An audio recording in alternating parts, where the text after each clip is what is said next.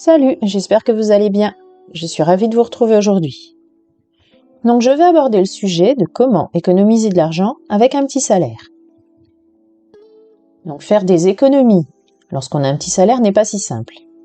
Mais si vous avez des objectifs ou des projets qui impliquent que vous épargnez, c'est tout à fait possible avec une bonne gestion de votre budget.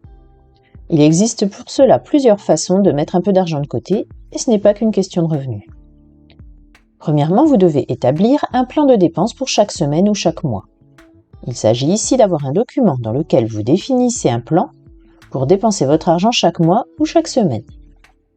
L'objectif est de dépenser votre argent pour les choses qui comptent le plus pour vous, que ce soit pour votre maison, vos vêtements ou votre produit. Ainsi, vous évitez de le dépenser n'importe comment et vous aurez une petite réserve en cas de besoin d'argent.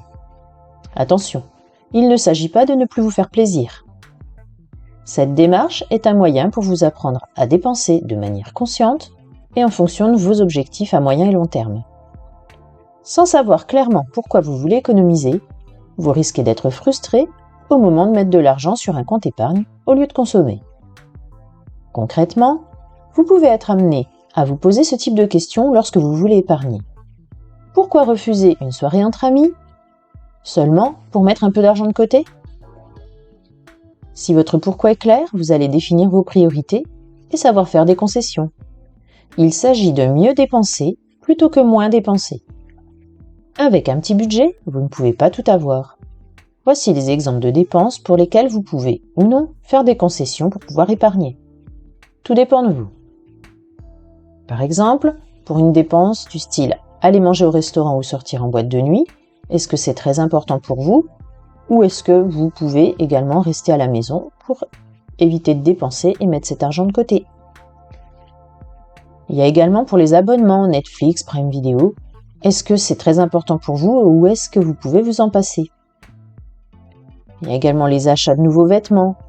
Besoin ou envie? Abonnement à la salle de sport inutilisé depuis plusieurs mois. Il est peut-être temps de le résilier. Deuxièmement, se constituer une épargne. Lorsqu'on n'a pas l'habitude, épargner paraît difficile voire impossible. En effet, il est moins évident d'épargner à la fin du mois en attendant de voir ce qu'il reste, surtout en cas de fin de mois difficile. Un moyen simple, appliqué par tous les investisseurs, est de se payer en premier. Il s'agit d'épargner directement une partie de votre salaire dès que vous êtes payé. Ce virement peut être prévu dès la première semaine de chaque mois, et ce, avant de régler toutes vos dépenses telles que les factures d'énergie ou d'eau, les courses, les achats plaisir. Pour cela, vous pouvez mettre en place un virement automatique d'une somme chaque mois. Ce serait comme un prélèvement d'un impôt à la source, mais pour vous-même.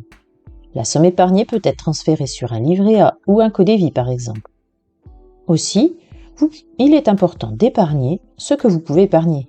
Vous pouvez commencer petit et avoir pour objectif d'augmenter la somme chaque trimestre par exemple. Autre conseil, vous pouvez utiliser des applications d'épargne pour vous accompagner ou épargner automatiquement. Troisièmement, quelle solution pour épargner? Maintenant que vous savez gérer votre budget, il ne vous reste plus qu'à choisir la meilleure solution d'épargne.